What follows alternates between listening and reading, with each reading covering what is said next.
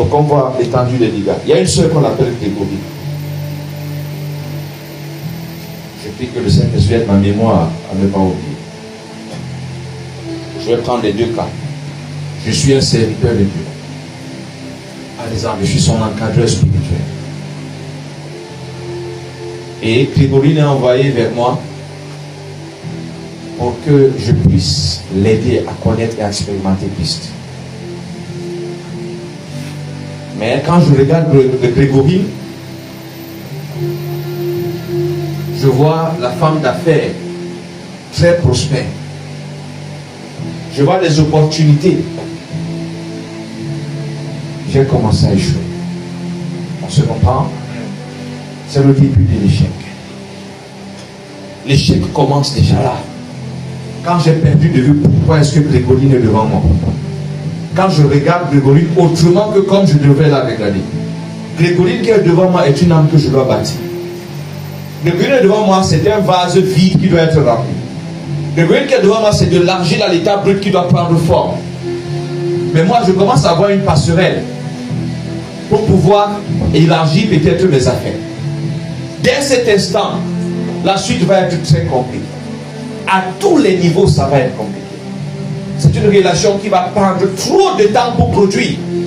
Si elle ne se retrouve même pas finalement en train d'être corrompue. Mon esprit est déjà corrompu. Et là, c'est un problème. C'est un problème. Je prends notre cas de figure. Toujours, je suis avec Grégory. C'est une âme dans la détresse. Elle sort de plusieurs déceptions, de plusieurs abus de toutes sortes. Mais quand elle arrive devant moi, le serviteur de Dieu, je vois une belle femme. Je vois de beaux seins. Je vois une femme à la sexualité intéressante qui pourrait me permettre d'expérimenter des choses. C'est le début de l'échec. C'est le début de l'échec. J'inverse. Grégory arrive dans une église. Quand vous lisez la Bible, vous allez comprendre que le Seigneur envoie dans l'église parce qu'il y a des choses là-bas qui doivent être données. C'est pour ça qu'il va dire à Saul, va dans la ville, on va te dire ce que tu as fait. Et c'est pour ça qu'il est dit que le Seigneur ajoutait à l'église ceux qui avaient cru. Parce qu'il sait que là-bas il a déposé. Donc le Seigneur envoie Grégory dans cette communauté pour que Grégory puisse être bâti. Mais quand Grégory arrive, Grégory commence à voir les choses qui ne sont pas convenables. Voilà le début de l'échec de Grégory. Dans cette assemblée, Grégory peut passer 10 ans et ne va pas grandir. Parce qu'elle est en train de s'intéresser à ce à quoi elle ne devait pas s'intéresser. Normalement, quand elle arrive dans cette église, elle s'intéresse à ce qu'on met à sa disposition. Elle ne s'intéresse pas à pourquoi les choses ne vont pas comme elle pense. Elle s'intéresse à ce qu'on met à sa disposition. Parce qu'elle a été envoyée là pour qu'on mette à sa disposition des conseils, des enseignements, des exercices qui vont lui permettre de grandir. Mais dès l'instant où Grégory vient et commence plus tard à s'occuper d'autre chose, dans l'église, les gens là s'habillent bien. Ou alors les gens ne s'habillent pas bien. Là-bas, ils sont comme ceci, ils sont comme cela. Grégory ne grandira pas. Et elle devient perméable à beaucoup de choses qui ne sont pas bonnes. Je ne sais pas si tu comprends. Je ne sais pas si tu comprends. Et tu perds énormément de temps. Est-ce que tu comprends le point?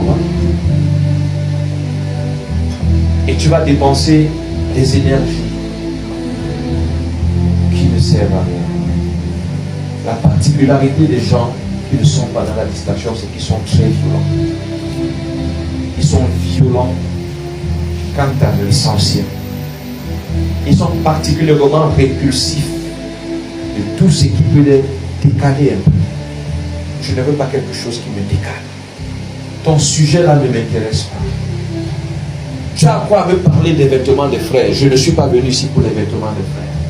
Mon souci majeur, c'est qu'aujourd'hui, quand j'ai été dans l'église, est-ce que le but a été atteint? Parce que le but, c'est quoi? Le but, c'est quoi? Hein?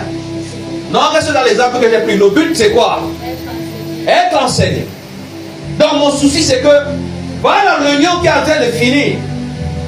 Quelle est la chose que j'ai reçue? Quand tu commences à m'apporter les vêtements des soeurs ou les foulards des soeurs, je ne vois pas en quoi ça m'est utile. Le but n'a pas été atteint. Je ne m'intéresse pas à ça. Je n'embrasse pas ce sujet. Il ne s'aligne pas sur la raison pour laquelle je suis là. Il me distrait. Il m'éloigne. Je veux rester sur l'essentiel. Je bénis le Seigneur qui m'a fait grâce il y a quelques années. Je vous assure. Souvent avec le temps qui passe, je revois. Quand j'ai cru, j'ai été confronté à, si on peut appeler ça un scandale très violent, trop violent pour un nouveau converti. Vraiment trop violent pour un nouveau converti. Je me suis retrouvé à prendre part à des réunions pour un nouveau converti, même si tu as 5 ans, tu ne peux pas prendre part. Et à parler des choses qu'on n'oserait même pas parler. Et puis ça a failli me déstabiliser. Vraiment. Mais Dieu m'a fait grâce. Je n'ai pas oublié ma raison d'être, la raison d'être de ma relation avec ces différentes personnes. Je vous ai également parlé le premier jour où j'entre à l'église où j'ai grandi. Je trouve quelqu'un avec un magazine. À côté de moi, c'est le magazine qu'il a en train de fouiller. Et je le rappelle, celui qui m'a invité quand je viens en Val, il me dit chacun sait pourquoi il est là. Et c'est un conseil qui m'avait aidé.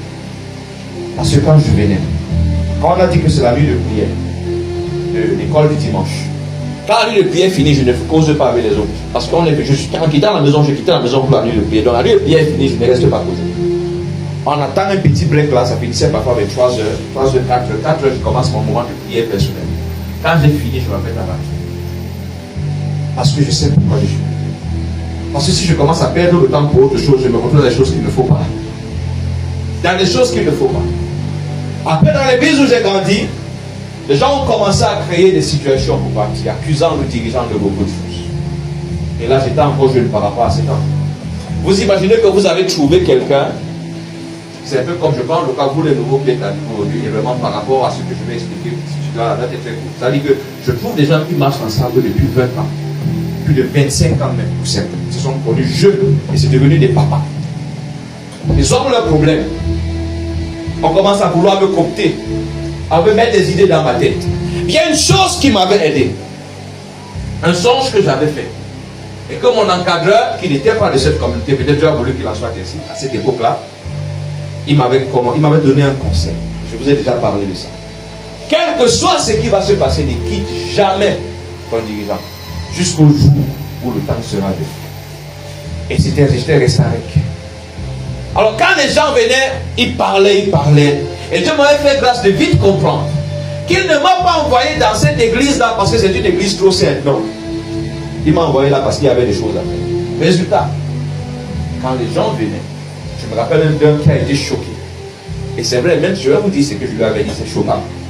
Je lui avais dit, est-ce que tu sais que si j'en ai en plein culte et que papa égorge quelqu'un devant moi, quand il va finir, je vais lui dire qu'on continue. Il a compris en disant, on a déjà mangé ton cerveau. Mais en fait, je voulais lui faire comprendre quelque chose. Que je suis venu là pour un but précis. Mon but, ce n'est pas de savoir ce que les dirigeants sont en train de faire. Mon but, c'est de recevoir ce que Dieu a déposé pour moi là. Si Dieu m'a envoyé là, ça veut dire qu'il y a mes choses là-bas. Je dois venir prendre les choses, mes choses que Dieu a placées là-bas. Et mes choses là n'étaient pas de savoir est-ce que celui-ci rit bien, est-ce que l'autre rit mal. Je ne sais pas si tu me comprends. Dieu m'a aidé parce que même la dernière entreprise où j'ai travaillé, je vois que c'est en revue le plus celui que je peux appeler mon collègue de cette époque-là. Et on en parle souvent. C'était la même mentalité. Tu es là pour apprendre. Alors même quand il y avait des réunions pour que les gens se mettent à se plaindre. Non. Résultat, le peu de temps que j'ai passé. Le peu de temps. C'est son résultat que vous voyez dans tout ce que je fais dans les médias. Jusqu'à ce qu'il y ait écrit le peu de temps. Peu de temps que je vous dis, c'était 2 ans. Le peu de temps que j'ai passé.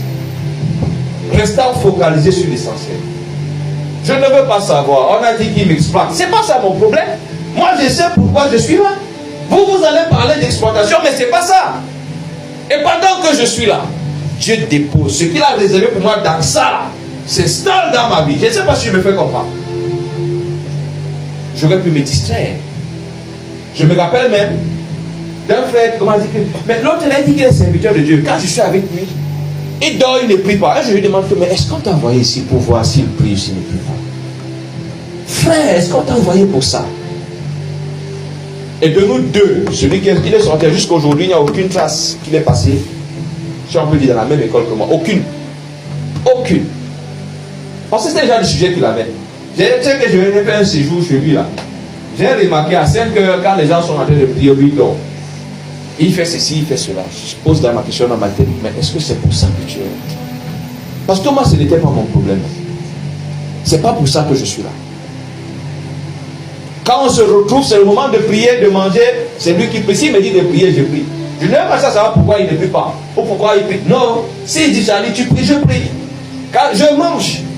Oh Dieu, on va aller en aller. C'est où là? Comment on appelle ça? Bien cool, c'est où? Obala, je pense. Ça doit être Obala. Obala, c'est après Yaoundé, non? Voilà. Quand on est allé dans un village là-bas. Je suis. Parce que je sais pourquoi. Je ne cherche pas à savoir qu'est-ce que je vais y gagner. Non. Papa a dit que je suis là pour apprendre. Moi, je parle à la manette et on parle. C'est pas confortable, ce n'était pas confortable du tout. Mais je reste là. Je reste là. Comment, si tu vas fuir dans ta mémoire, tu vas te rappeler des jours. C'est l'heure de la prière. Bien, quand tu t'es levé le matin, tu as ressenti le fardeau qu'aujourd'hui tu vas prier pour un sujet bien précis. Mais une chose se produit là, elle est tout aussi pertinente. Tu prends le sujet là, tu ajoutes à tes sujets de prière, tu as tué le programme. Quelqu'un me comprend? Tu as tué le programme. Là, tu as remarqué que ça ne donne plus. Ça est pertinent. Mais ce n'était pas ça. Ce n'était pas ça. L'une des ruses que l'ennemi utilise actuellement, c'est celle-là. Non, c'est qui est sûr? Il peut si t'amène une femme nue, tu vas fuir dans l'homme. Il t'amène un garçon nu, tu vas fuir. Mais encore, il faut être plus intéressant. Il faut des occupations, des préoccupations qui n'ont rien à voir avec ce que tu vas faire. Il faut juste te déplacer un peu, de quelques 2 heures. Alors, s'il peut te déplacer de quelques 2 heures chaque jour, en une semaine, 2 heures, en une semaine, ça fait combien d'heures? Ça fait 14 heures. Donc, plus de la moitié d'une journée. Sans oublier que parfois, c'est plus de 2 heures. Pendant que c'est l'instant, observe. Et je dis, beaucoup ont perdu. Beaucoup sont en train de perdre, même spirituellement. Pendant que tu ressens par le Saint-Esprit que pendant les 2 jours-ci, il faut que tu sois calme. Mon ami, pour rien comme ça, tu es même dans une boutique ou un supermarché. C'est là que quelqu'un décide de passer, de verser son sucre ou sa farine sur toi. Il faut que tu parles. Si tu réussis à fermer les yeux une fois, c'est pas grave. Il y a des dispositions précises dans lesquelles le Seigneur veut que tu sois. Mais le gars en face, son problème, même s'il n'était pas dans ton secret avec Dieu, il voit ta tendance. Depuis un jour là, tu fais tout pour rester calme. Ça veut dire qu'il doit avoir un truc intéressant derrière le fait que tu restes calme. Tu dois changer ça. Il faut que je crée une situation pour que tu sortes de tes gonds, pour que tu t'énerves, pour que tu bavardes. Et petit à petit, une fois qu'il a fait, c'est bon. Toi, tu ne vas pas en quoi, c'est grave. Combien de fois il t'est arrivé de commencer à marcher dans une dynamique? Cette semaine-ci, c'est à tous les 15 heures que je vais prier, tous les 15 heures que je vais prier. Et après, un truc s'est produit.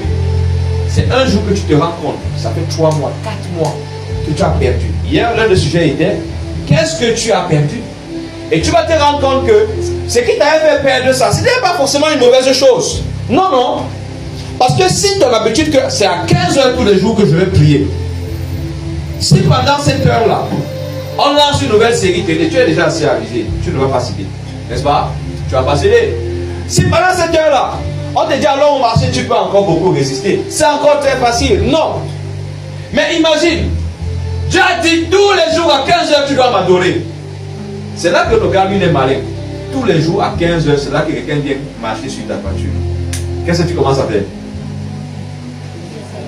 Hein? Tu engages le combat spirituel. Beaucoup se sont fait ruiner. Tu dois pouvoir être capable. Tu dois pouvoir être capable de rester concentré sur l'essentiel. 15 heures, c'est l'heure de l'adoration. Tu ne chasses aucun démon, aucun esprit. Danse sur la toiture là. Transforme-la même en batterie. C'est l'heure de l'adoration. C'est quand je finis avec l'adoration que je m'intéresse à toi.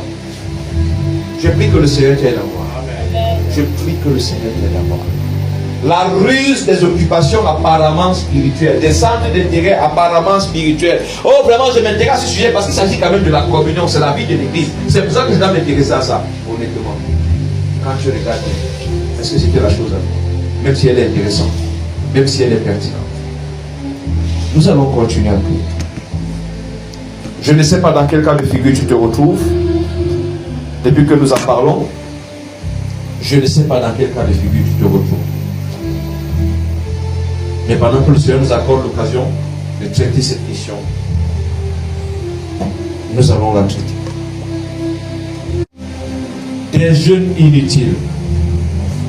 Mais je voudrais comprendre, quand le Seigneur, tu es venu prier le Seigneur pour des problèmes d'argent, il te dit fais-moi confiance, ou alors j'ai déjà tout réglé.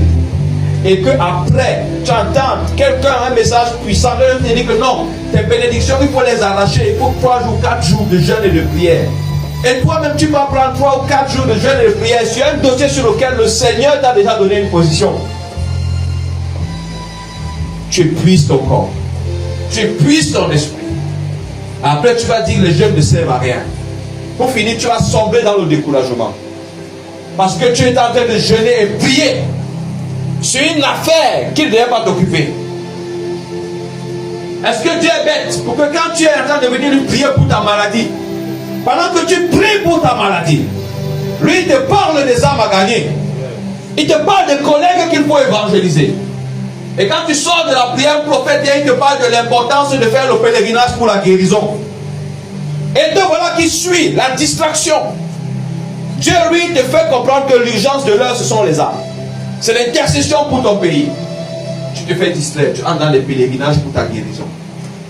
Et tu crois que tu es très spirituel, que tu marches beaucoup avec Dieu. Après tu accuseras l'ennemi. Satan a monté, il est descendu. Oui, il a juste brisé sur ton manque d'attention, sur ton manque de vigilance. Nous avons besoin d'être vigilants. Nous avons besoin d'être pleinement conscients des urgences de l'heure. Nous avons besoin d'être conscients de ce qui est essentiel et de rester focalisés. Nous continuons à prier.